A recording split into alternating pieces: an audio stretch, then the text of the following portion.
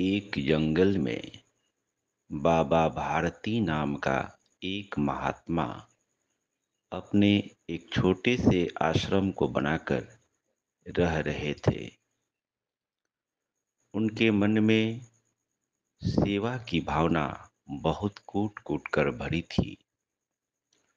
वह मानव और अन्य प्राणियों को यथासंभव सेवा किया करते थे। एक बार वहाँ का राजा उनसे मिलने के लिए आया। बाबा भारती के व्यवहार से वह बहुत प्रभावित हुआ और उसने अपना एक सुंदर और कीमती घोड़ा बाबा भारती को उपहार के तौर पे देने का प्रयास किया। बाबा भारती उस घोड़े को लेने से इनकार करते रहे, लेकिन राजा के हठ के सामने उन्होंने उसके दिए हुए घोड़े को स्वीकार कर लिया।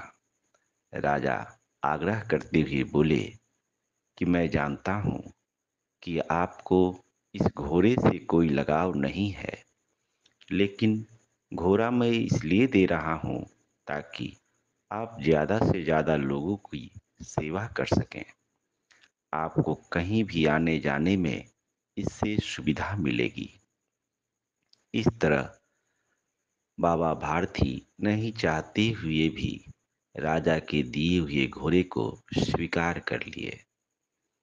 अब कहीं भी उन्हें आना जाना होता था तो घोड़े के कारण उन्हें अच्छी सुविधा मिल गई और इस तरह से वह लोक कल्याण कर रहे थे। वहीं जंगल के दूसरी छोर में खरक सिंह नाम का एक डाकू रहता था।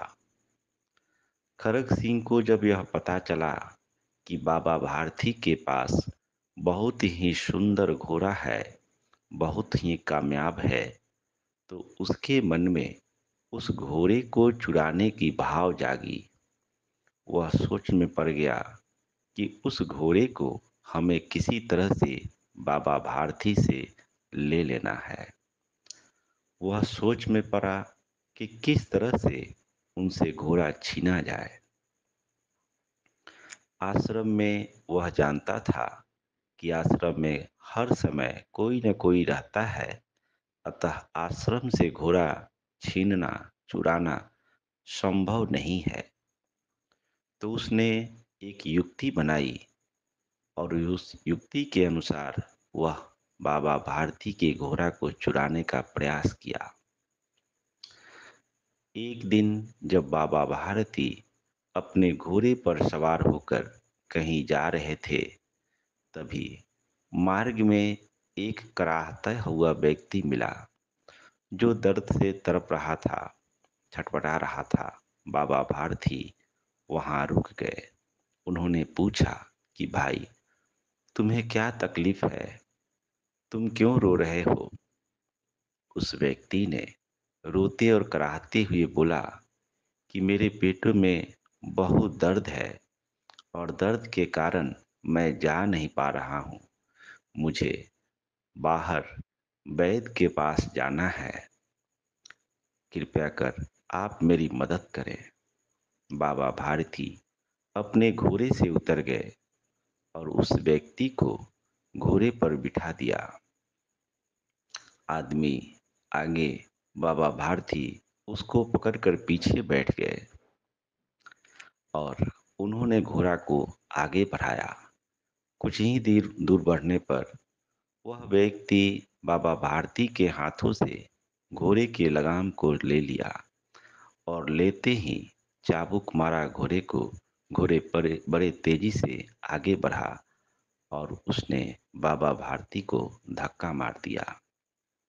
बाबा भारती जमीन पर गिर पड़े और घोड़ा पर सवार वह व्यक्ति हंस पड़ा। उसने कहा कि तुझे पता नहीं, मैं डाकू खरक सिंह हूँ और मैं रोगी नहीं। इस घोड़ा को छीनने के लिए, इस घोड़ा को ठगने के लिए मैंने रोगी होने का ढोंग किया था और मैं अब घोड़ा लेकर जा रहा हूँ। तुम अब यहाँ आराम करो। बाबा भारती बड़े ही प्यार से बड़े ही विनम्रता और शालीनता से बोले कि देखो, तुम घोड़ा ले जा रहे हो, इससे हमें जरा भी दुख नहीं है। अगर तुम घोड़ा ऐसे भी हमसे मांग लेते तो हम दे देते। लेकिन एक बात का ध्यान रखना, कहीं बाहर लोगों से मत कहना कि बाबा भारती के घोड़ा को हमने रोगी बनकर ठग लिया है। अन्यथा आने वाले समय में कोई सत्य में रोगी होगा और वह किसी से मदद मांगेगा तो कोई उसकी मदद नहीं करेगा। अपाहिज और रोगियों से लोगों का विश्वास उठ जाएगा। इसलिए एक विनती है कि तुम घोड़ा खुशी से ले जाओ, लेकिन बाहर किसी और को मत बताना कि मैं रोगी बनकर बाबा भारती के घोड़ा को ठग लिया हूँ। घोड़ा लेकर खड़ग सिंह तो चला गया और वह अपने खेमे में पहुंचकर सोच में पड़ गया। रात हुई। वह सोचता रहा कि मैं घोड़ा को चुराने के लिए कितना प्रयास किया, कई योजना बनाए और तब जाकर मैं सफल हुआ। लेकिन बाबा भारती तो इस घोड़े को ऐसे भी देने के लिए तैयार थे और मैं ऐसे व्यक्ति से छल किया हूँ। उनकी बातों में सच्चाई है। अगर बाहर के लोगों को मैं बताऊंगा कि रोगी बनकर मैंने बाबा भारती के घोड़े को ठग लिया है, तो आने वाले समय में लोगों का विश्वास रोगी पर से उठ जाएगा।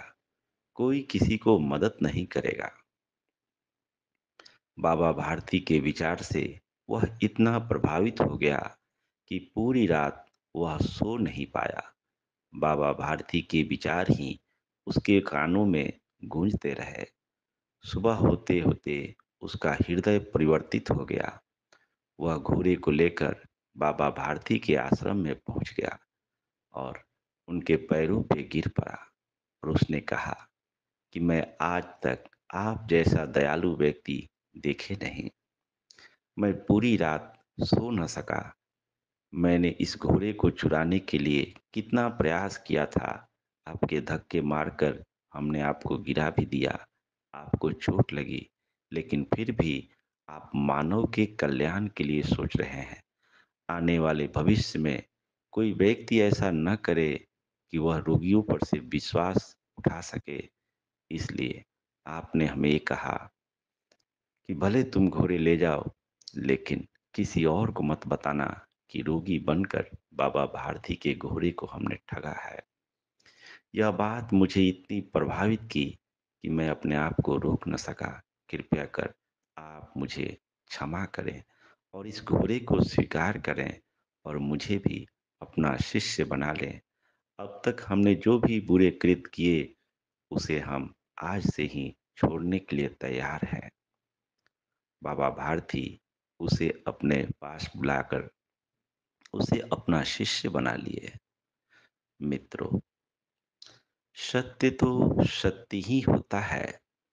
जिस व्यक्ति के मन में सेवा की भावना होती है, उसके साथ कोई दूसरा व्यक्ति छल करता है तो भी वह सेवा की ही भावना रखता है, क्योंकि उसके भीतर वही संस्कार है, वो बदल नहीं सकता।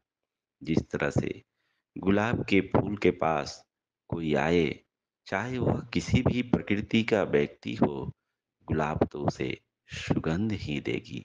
अगर वह पानी डालेगा, उसके लिए भी उसका सुगंध उतना ही बिखरेगा और कोई तोड़ने का प्रयास करेगा, उसके लिए भी उसकी सुगंध उतना ही बिखरेगा। महात्माओं में यही सद्गुण है जिसके कारण बड़े से बड़े दुष्ट व्यक्ति भी उनके सामने आकर नतमस्तक हो जाते हैं।